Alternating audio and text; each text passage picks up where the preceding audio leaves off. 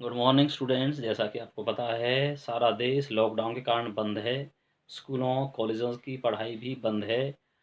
हमारा school SPS international school Hooda sector 2 Palwal में जो है वो बच्चों को ऑनलाइन पढ़ा रहा है। ऑनलाइन की जो वीडियो बनती हैं उनको डाउनलोड करके स्कूल का जो यूट्यूब चैनल है एसपीएस इंटरनेशनल उस पर भी भेज रहा है, जिससे कि बच्चों की पढ़ाई बाधित ना हो। इसके लिए एक छोटा सा प्रयास मेरा भी है। मैं आज आपको पृथ्वी का एक जो ग्लोब है, जो एक मॉडल है, उसके बारे में समझाऊंगा और उसमें मैं क्या क्या टॉपिक आपको समझाने वाला हूँ ये सब बोर्ड पे लिखे हुए हैं। Latitude, longitude, equator, tropical zone, subtropical zone, temperate zone, polar zone, tropic of Cancer, tropic of Capricorn, day और नाइट कैसे बनते हैं, वेदर कैसे निश्चित होता है, टाइम जोन कैसे होता है। बहुत बड़े टॉपिक हैं, लेकिन इनमें से हम जो भी आपको छोटे से वीडियो में समझा सकता हूँ वो मैं अभी समझा दूंगा, बाकी मैं अगली वीडियो में आपके पास भेज दूंगा। तो अब मैं आपके सामने जो टॉपिक शुरू करने जा रहा हूँ उसको आप ध्यान से सुनना। बाद में हो सकता है मैं आपसे कुछ क्वेश्चन पूछूंगा, उस क्वेश्चन के आपको आंसर देने। अगर आपने आंसर दिए तो इसका मतलब ये है कि आपने वो मेरी वीडियो ध्यान से देखी है और सुनी समझी है।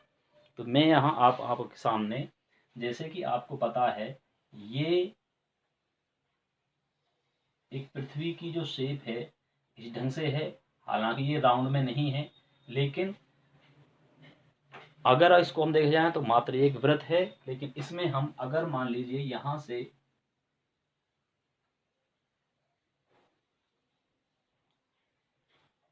ये एक मॉडल बन गया है जो पृथ्वी का है, जिसको हम ग्लोब कहते हैं। ग्लोब में आपने देखा होगा ये पृथ्वी को दो हिस्सों में बांटने वाली एक रेखा है, जिसको हम इक्वेटर कहा जाता है, जिसको हम इक्वेटर कहते हैं या फिर जिसको हम भूमध्य रेखा कहते हैं। ये पृथ्वी को दो हिस्सों में बांटती है, उत्तरी गोलार्ध और दक्षिणी गोलार्ध। यानी कि ये जो ऊपर वाला हिस्सा है इसको हम उत्तरी गोलार्ध कहेंगे और जो नीचे वाला हिस्सा है इसको हम दक्षिणी गोलार्ध कहेंगे। ये पृथ्वी पर वास्तविक रेखाएं नहीं है, लेकिन भूगोलवेताओं ने इसको पृथ्वी की दशा को समझने के लिए, पृथ्वी के टाइम को समझने के लिए, पृथ्वी के मौसम को समझने के लिए पूरे प्रयास से ये ग्लोब का एक मॉडल तैयार किया है। उसको हम ध्यान से समझेंगे। ये जो वीडियो है ये केवल मात्र 5th बच्चे या 6 क्लास के लिए या 9th क्लास के लिए नहीं है। ये 5th to 12th और उसके बाद भी जो बच्चे एसएससी एनडीए इनकी कोचिंग वगैरह ले रहे हैं तो उनके लिए भी है। ये इसमें नॉलेज आपको जो गेन करनी है उस पर बस विशेष ध्यान देना है। हमने आपको बताया है ये इक्वेटर है जो 0 डिग्री है, इसको हम अक्षांश रेखा बोलते हैं या फिर इसको हम लेटीट्यूड बोलते हैं। लेटीट्यूड का एक छोटी सी ट्रिक है। लेटीट्यूड का मतलब जो लेटी हुई हैं, जो हॉरिजॉन्टल लाइन है उसको हम लेटीट्यूड कहा गया है। इसको, ये जो रेखाएं हैं ये पृथ्वी पर उत्तरी गोलार्ध में 90 और दक्षिणी गोलार्ध में भी 90 है। ठीक है, और एक ये रेखा है, इसका मतलब 90 90 प्लस 1 181 टोटल ये रेखाएं हैं। अब इसको 0 डिग्री माना गया है। 1 डिग्री में 111 किलोमीटर होते हैं। इस प्रकार से 101 डिग्री दूरी पर, यानी कि 1 डिग्री यहाँ हो गया, 2 डिग्री, 3 डिग्री, इस ढंग से इस पे ये रेखाएं लगभग 90 खींची गई हैं। और ध्यान रखना ये रेखाएं जो हैं, जो अक्षांश रेखाएं हैं, ये कभी भी आपस में नहीं मिलती। ठीक है, जिनको लेटीट्यूड कहा गया है वो कभी भी आपस में टच नहीं होती। इसीलिए यहाँ आपने देखा होगा ये जो कर्क रेखा है, जिसको, जो ये कर्क रेखा है ये हमारे भारत के मध्य से गुजर रही है।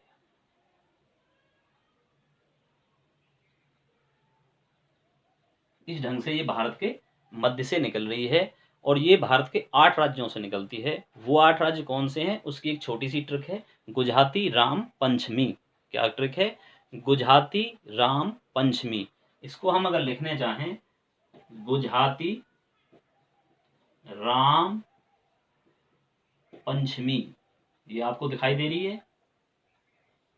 इसका मतलब ये 8 स्टेट हो गए, गुजरात, झारखंड, त्रिपुरा, राजस्थान, मध्य प्रदेश, पश्चिम बंगाल, छत्तीसगढ़ और मिजोरम। ये 8 स्टेट हैं जिनसे ये कर्क रेखा निकल रही है। और ये कर्क रेखा ग्लोब पर लगभग 23.5 डिग्री पर स्थित है, 23.5 डिग्री पर स्थित है। और ऐसे ही दक्षिणी गोलार्ध में हमारा जो देश है भारत है वो उत्तरी गोलार्ध में है और उत्तरी गोलार्ध के भी दक्षिण में है। ऐसे ही दक्षिणी गोलार्ध में ये जो रेखा है ये भी 23.5 डिग्री पर है। ये दक्षिणी गोलार्ध की रेखा है, ये भी दक्षिणी गोलार्ध की मुख्य रेखा है। इसको मकर रेखा कहा जाता है। इसको क्या कहा जाता है? मकर रेखा कहा जाता है। इसका मतलब ये मकर रेखा ये भी पृथ्वी के 23.5 डिग्री दूरी पर है। ऐसे ही ये रेखाएं पृथ्वी पर इस ढंग से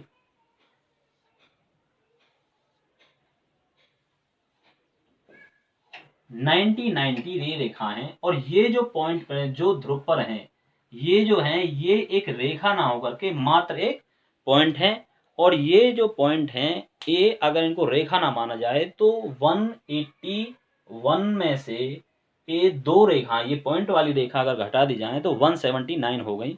लेकिन इनको अगर काउंट करते हैं तो इस ढंग से ही करते हैं। ये उत्तरी गोलार्ध हो गया और ये दक्षिणी गोलार्ध हो गया। अगर हम इसको देखें तो ये उत्तरी गोलार्ध हो जाता है और ये दक्षिणी गोलार्ध हो जाता है।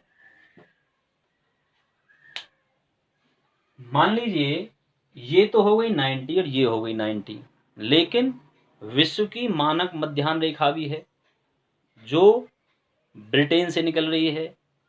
ब्रिटेन में वो जो ये तो हो गई अक्षांश रेखाएं, एक होती है देशांतर रेखाएं जो ये लॉन्गिट्यूड है। लॉन्गिट्यूड का मतलब है जो सीधी खड़ी हुई हैं उसको लॉन्गिट्यूड बोलते हैं। मैंने आपको बताया था ये रेखाएं कभी आपस में टच नहीं होती, जबकि लॉन्गिट्यूड एक पॉइंट पर मिलती हैं। जैसे यहाँ ये पॉइंट है, यहाँ ये पॉइंट है, इस पर ये आपने ये रेखाएं, ये जो हमारी लॉन्गिट्यूड है ये एक पॉइंट पर मिलती हैं। ये भी 1 डिग्री दूरी पर आपस में खींची गई हैं। 1 डिग्री का मतलब होता है, 1 डिग्री चलने का मतलब है 111 किलोमीटर चलना। 1 डिग्री के आगे जाने का मतलब है लगभग 4 मिनट समय निकालना। जैसे 1 डिग्री किसके बराबर हो गई? 1 डिग्री हो गई 4 मिनट के बराबर, और 1 डिग्री कितने पे हो गई? 111 किलोमीटर के बराबर हो गई। ये जो रेखाएं हैं ये मात्र काल्पनिक रेखाएं हैं, ये पृथ्वी पर रेखाएं नहीं खींची, ये मैंने आपको पहले बताया था। इन दो रेखाओं के बीच का जो ये स्पेस होता है ये वाला, इसको क्या कहा गया है? इसको गोरे कहा गया है। इसको क्या कहा गया है? इसको गोरे कहा गया है। इस बात का ध्यान रखना है। अब हमारे देश में ये जो रेखा निकल रही है जो भारत के लगभग 82.5 डिग्री पर निकल रही है, यूपी से, यूपी के इलाहाबाद में मिर्जापुर से ये रेखा निकल रही है। इसको 82.5 डिग्री का जो अक्षांश विस्तार दिया गया है, ये रेखा और जो विश्व की मानक मध्याह्न रेखा है जो लंदन से निकली, मान लीजिए ये रेखा है, यहाँ ये लंदन है, इसको भी 180 डिग्री पर पहली रेखा खींची गई है। एक बात ध्यान रखना, 1 डिग्री 4 मिनट, 1 डिग्री 111 किलोमीटर। ये जो ऊपर की रेखा है ये लगभग 90 है दक्षिणी गोलार्ध की, जो दक्षिणी गोलार्ध सॉरी नीचे है, उत्तरी गोलार्ध ऊपर है। उत्तरी गोलार्ध की 90, दक्षिणी गोलार्ध की 90, एक इक्वेटर हो गया, 181 ये रेखाएं हो गई। लेकिन ये जो रेखाएं हैं ये लगभग 360 रेखाएं हैं। एक डिग्री पर एक रेखा, 180 डिग्री पर 180 रेखाएं, और 180 रेखाएं ये इधर है। 180 जो डिग्री पर जो रेखा है वो ब्रिटेन में एक सम्मेलन हुआ था 1884 में, उसके अनुसार इसको विश्व की मानक मध्याह्न रेखा माना गया और विश्व का सारा समय यहीं से ही निश्चित होता है। हमारी जो भारत की मानक मध्याह्न रेखा है वो इस मानक मध्याह्न रेखा से लगभग 82.5 डिग्री पर है। इसका मतलब ये हुआ कि हमारा देश ब्रिटेन से के समय से 5.5 घंटा आगे है। वो मैं आपको बताऊंगा कैसे है। 1 डिग्री का मैंने आपको बताया था, 1 डिग्री का मैंने आपको बताया है कि कितना, 4 मिनट। ये मैं आपको समझाता हूं। 1 डिग्री का 4 मिनट, 15 डिग्री का 60 मिनट। इसका मतलब ये हुआ कि ये जो टाइम जोन है, जो मुख्य मानक मध्याह्न रेखा है, ये पृथ्वी पर हर 15 डिग्री पर एक है। इसका मतलब ये हुआ कि ये 24 घंटे जो निश्चित होते हैं वो 24 घंटे 24 रेखाओं से निश्चित होते हैं। इसका मतलब पूरी पृथ्वी को अगर 25 मल्टीप्लाई 15 करते हैं, 24 गुना 15 करते हैं, तो ये 360 ही आता है। हमारी जो मानक मध्याह्न रेखा है वो 82.5 डिग्री पर है, ठीक है, और ये 82.5 डिग्री पर है। तो इसका मतलब ये हुआ कि अगर हम 15 डिग्री घूमते हैं 0 डिग्री से तो 1 घंटे का फर्क पड़ता है। अगर हम 30 घूमते हैं तो 2 घंटे, अगर हम 45 घूमते हैं तो 3 घंटे, और अगर हम 60 घूमते हैं तो 4 घंटे, और अगर हम 75 घूमते हैं तो 5 घंटे, और 15 डिग्री में है तो इसका मतलब हमारा देश 82.5 पर है। 75 पर हम आ चुके हैं तो 15 का हाफ यानी कि 7.5, और तो 7.5 डिग्री और घूमने पर लगभग 82.5 डिग्री पर यानी कि 30 मिनट का, अगर 15 डिग्री में 1 घंटे का फर्क पड़ रहा है तो 7.5 पे 30 मिनट का पड़ेगा।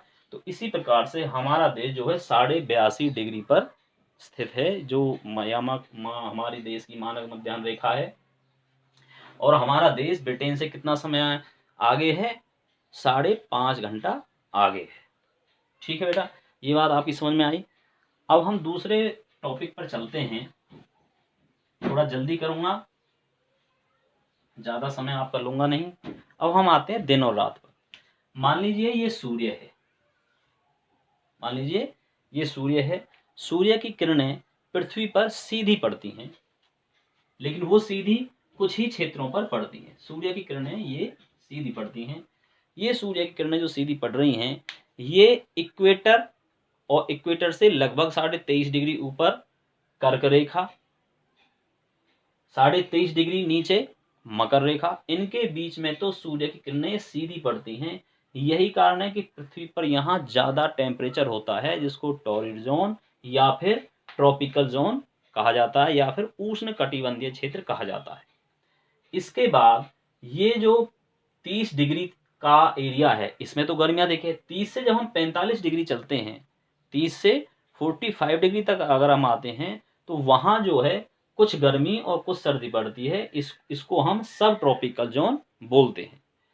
45 से 45 से लेकर के अगर हम 66 तक जाते हैं, तो वहां सर्दी ज्यादातर शुरू हो जाती है। उसका रीजन है कि सूर्य की किरणें जितनी तिरछी होती चली जाएंगी पृथ्वी पर, उतना ही उनका प्रभाव, गर्मी वाला प्रभाव कम हो जाएगा। यही कारण है कि पृथ्वी के जो नॉर्थ पोल है और साउथ पोल है, उस पर बहुत ज्यादा बर्फ पड़ती है। यही कारण है कि इन क्षेत्रों में ज्यादा बर्फ है, और पृथ्वी का जो ये हिस्सा है, ये जो बीच वाला है, इस पर सबसे अधिक गर्मी पड़ती है। तो 66 तक जो एरिया आएगा हमारा, वो आएगा हमारा टेम्परेट जोन, यानी कि शीतोष्ण कटिबंधीय। लेकिन जो 66 से और 90 तक है, 66 से जो 90 तक है, वो हमारा आएगा फ्रिज जोन। यानी कि वो कौन सा आएगा? वो आएगा पोलर जोन। पोलर जोन मतलब वो आएगा ध्रुवीय शीत कटिबंधीय क्षेत्र। हर विद्यार्थी को इन चीजों का पता होना चाहिए कि हमारा देश किस टेम्परेट जोन में आ रहा है, टॉर्ड जोन में आ रहा है, या गर्मी वाले क्षेत्र में है, सर्दी वाले क्षेत्र में है, सर्दी गर्मी वाले क्षेत्र में है। जब तक विद्यार्थियों को इनका पता ना होगा, तब तक विद्यार्थी कंफ्यूजन में रहते हैं कि वो क्षेत्र कहाँ पड़ता है। एक बात आपकी क्लियर हो गई। अब हम चलते हैं दिन और रात कैसे बनते हैं। सूर्य की किरणें पृथ्वी पर सीधी पड़ रही हैं। सूर्य की किरणें सीधी पड़ने का मतलब यह है कि जिस जिस क्षेत्र पर सूर्य की किरणें पड़ेंगी, उस पर तो दिन रहेगा, और जो क्षेत्र सूर्य की किरणें पृथ्वी का हिस्सा छिप जाएगा, उस पर रात रहेगी। मान लीजिए मान लीजिए ये पृथ्वी है, ये पृथ्वी है, ये सूर्य है। ये पृथ्वी की दो गतियां हैं। एक तो पृथ्वी अपने अक्ष पर ही, घूर्णन गति जिसको बोला जाता है, अपने अक्ष पर ही ऐसे घूम रही है। पृथ्वी अपने अक्ष पर ऐसे घूम रही है। एक पृथ्वी परिभ्रमण, यानी कि एक पृथ्वी इस सूर्य के चारों ओर चक्कर लगाती है। दो गतियां हो गई। एक पृथ्वी अपने अक्ष पर घूम रही है, और एक पृथ्वी सूर्य के चारों ओर घूम रही है। पृथ्वी एक ही है, पृथ्वी एक ही है। तो इसके बाद जो ये पृथ्वी अपने अक्ष पर घूम रही है, ये 24 घंटे में एक राउंड ले जाती है। जो जो हिस्सा सूर्य के सामने आएगा, उस पर जो प्रकाश रहेगा, और जो हिस्सा सूर्य से छिपता चला जाएगा उस पर रात हो जाएगी। जैसे जैसे हिस्सा थोड़ा सा सूर्य के सामने आएगा उस पर सुबह होती जाएगी। जब सूर्य का हिस्सा बिल्कुल पृथ्वी के ऊपर आ जाएगा तो दोपहर हो जाएगी, और जो पीछे चला जाएगा उस पर फिर शाम हो जाएगी। ये प्रक्रिया 24 घंटे में एक बार जरूर होती है, जिससे कि दिन रात बनते हैं। यह रहा इसका सिस्टम। जो सूर्य के चारों ओर घूमती है उसमें 365 सही 1/4 यानी कि 365 दिन और 6 घंटे, 365 दिन 6 घंटे का समय होता है। जब ये 6 घंटे 4 बार जुड़ जाते हैं तो एक दिन ऐड हो जाता है। यही कारण है कि फरवरी जो माह का महीना होता है वो 29 दिन का होता है, यानी कि 29 डेज होते हैं, और उसको लीप ईयर कहा जाता है। ये हर 4th ईयर आता है और उस समय 366 दिन होते हैं। तो इस ढंग से ये दिन रात बनते हैं। और इसके बाद अब आपका आता है समय का। समय कैसे है? समय का जो टॉपिक है आपको मैंने बताया था, ये जो हिस्सा है, ये जो हमने मानक मध्याह्न रेखा मान लीजिए, ये हमने मान ली या फिर ये मान ली सीधी 180 रेखाएं पश्चिमी गोलार्ध की तरफ, और 180 रेखाएं 1 डिग्री पर ही हैं ये भी, और 111 किलोमीटर दूरी पर ही हैं। ये 180 इधर और 180 इधर, यानी कि 180 पश्चिमी और 180 पूर्वी हिस्से में या पूर्वी गोलार्ध में। गोलार्ध कितने हो गए? उत्तरी गोलार्ध, दक्षिणी गोलार्ध, पूर्वी गोलार्ध, पश्चिमी गोलार्ध। तो पूर्वी गोलार्ध पर 180 और पश्चिमी गोलार्ध पर 180, ये मतलब 360 रेखाएं हो गई। और इस ढंग से ये रेखाएं पृथ्वी का समय निश्चित करती हैं। जो ये विश्व की मानक मध्याह्न रेखा है ये सीधी नहीं है। ये सीधी इसलिए नहीं है क्योंकि समुद्र वाले क्षेत्र में कुछ द्वीप समूह ऐसे आते हैं जिनकी वजह से इस रेखा को 5 जगह से टेढ़ा करना पड़ा है, ताकि एक ही द्वीप समूह पे अलग अलग समय ना रहे। भारत का जो समय है ये 150 साल पहले अंग्रेजी शासन काल में चाय के बागानों में काम करने वाले मजदूरों को ध्यान में रखते हुए चाय के बागानों के जो मालिक थे, जो ब्रिटिशर्स थे, उन्होंने इसको 180 जो 82.5 डिग्री पर निश्चित किया था। तो अब इसमें आपको कुछ क्वेश्चन सामने आ रहे हैं। अब इसमें हमने आपको 4 प्रमुख रेखाएं बताई हैं। आपको बताया था मकर रेखा 23.5 डिग्री पर है इक्वेटर से दूरी पर, कर्क रेखा 23.5 डिग्री पर है दूरी पर है, 1 डिग्री पर एक रेखा खींची गई है। नॉर्थ पोल में 90 है, साउथ पोल में 90 है, एक इक्वेटर है 181 हो गई। पश्चिमी गोलार्ध में 180 रेखाएं हैं, पूर्वी गोलार्ध में 180 रेखाएं हैं। दिन और रात कैसे बनते हैं ये आपको मैंने समझाया है। अगर किसी विद्यार्थी की समझ में कुछ ना आया हो थोड़ा बहुत, तो वो हमसे कॉल करके भी पूछ सकता है। अब जो दूसरी बात आती है कि पृथ्वी का एक हिस्सा ऐसा है जिस पर 6 महीने दिन और 6 महीने रात होती है। ये 2 हिस्से हैं। ऊपर वाला हिस्सा यानी कि ये जो गोलार्ध है, ये जो एरिया है उत्तरी गोलार्ध वाला, और ऐसे ही जो नीचे है ये दक्षिणी गोलार्ध वाला। पृथ्वी अपने अक्ष पर झुकी हुई है। वो कितनी झुकी हुई है? 23.5 डिग्री अपने अक्ष से झुकी हुई है। इसी झुकाव के कारण मौसम बनते हैं, और इसी झुकाव के कारण ये 6 महीने दिन और 6 महीने रात होती है। पृथ्वी जब अपने परिपथ पर घूमती है सूर्य के चारों ओर, तो वो बिल्कुल गोल नहीं है।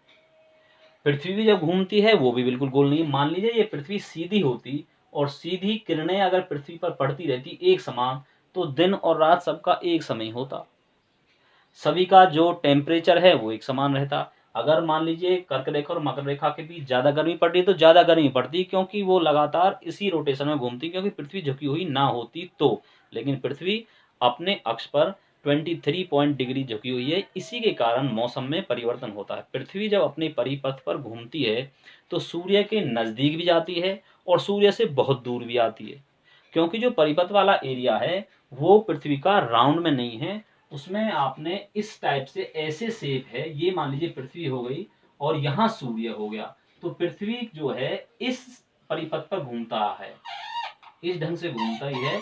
और जब ये सूर्य के नजदीक आती है और फिर ये सूर्य से बहुत दूर भी चली जाती है।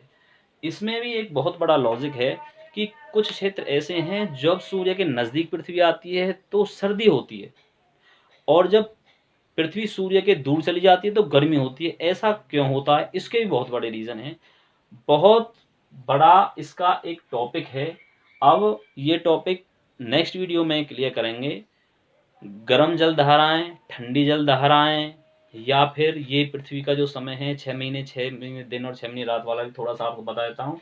जब पृथ्वी अपने अक्ष पर घूमती है, घूमती घूमती जब पृथ्वी आधा हिस्सा कम कर ले, यानी 6 महीने तक जब पृथ्वी सूर्य के चारों ओर घूम जाती है, तो ये वाला जो हिस्सा है जिस पर पहले काफी दिन था, वो पृथ्वी के घुमाव के कारण वो पृथ्वी के आगे ही रहता है, जिससे कि दिन रहता है। लेकिन 6 महीने बाद यही हिस्सा पीछे हो जाएगा, जिससे कि इस पर रात हो जाएगी, और ये वाला जो हिस्सा था ये आगे आ जाएगा, जिससे कि सूर्य यहाँ 6 महीने फिर दिन हो जाएगा।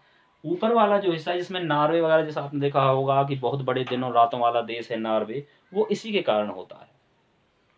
तो स्टूडेंट्स, जैसे कि आपको पता है, अब मैंने आपको कुछ क्वेश्चंस मैं आपसे पूछूंगा, और अगर ये टॉपिक मैं आपको स्कूल में समझाता तो बहुत कुछ विद्यार्थी क्वेश्चन करते और बहुत अच्छी समझ में आता। लेकिन यहाँ मैं कुछ और आपसे पूछता हूँ, वो क्वेश्चन आप मेरे को कॉल करके पूछ सकते हैं। अब इसमें बहुत क्वेश्चन निकल के आते हैं। 1 डिग्री में कितना किलोमीटर होता है? 111 किलोमीटर। इक्वेटर के आसपास 1 डिग्री जो जो रेखा है उसमें सबसे ज़्यादा गैप होता है, लगभग 111.3 किलोमीटर का होता है। 1 डिग्री में कितने मिनट होता है? 4 मिनट। 15 डिग्री में कितना होता है? 1 घंटा। तो इस ढंग से ये सारा जो क्वेश्चंस हैं, लेटीट्यूड कौन सी हैं, लॉन्गिट्यूड कौन सी हैं, विश्व की मानक मध्याह्न रेखा कौन सी है, भारतीय मानक मध्याह्न रेखा कौन सी है, कितने स्टेट से ये निकल रही है, दिन रात कैसे बनते हैं, टाइम जोन विश्व का कैसे निश्चित होता है, ऐसे बहुत क्वेश्चन हैं। अगर इसको मैं वीडियो ना बना करके आपको आराम से क्लास में समझाता तो हो सकता है इसमें 1 घंटा लग जाता, लेकिन ये लगभग 20 मिनट का समय हमें लगा है। तो इस ढंग से आपका ये टॉपिक एक छोटा सा कंप्लीट होता है। अगर कोई प्रॉब्लम हो तो आप कॉल करके या कैसे भी पूछ सकते हो। बाकी और भी वीडियो मैं आपको इससे रिलेटेड बनाऊंगा जो ज्योग्राफी से ही रिलेटेड हैं और हमारे ग्रह उपग्रहों को लेकर हैं, वो भी आपको भेजते रहेंगे। तो पहले इस चीज़ को क्लियर करें और उसके बाद ही आप आगे बढ़ें। धन्यवाद।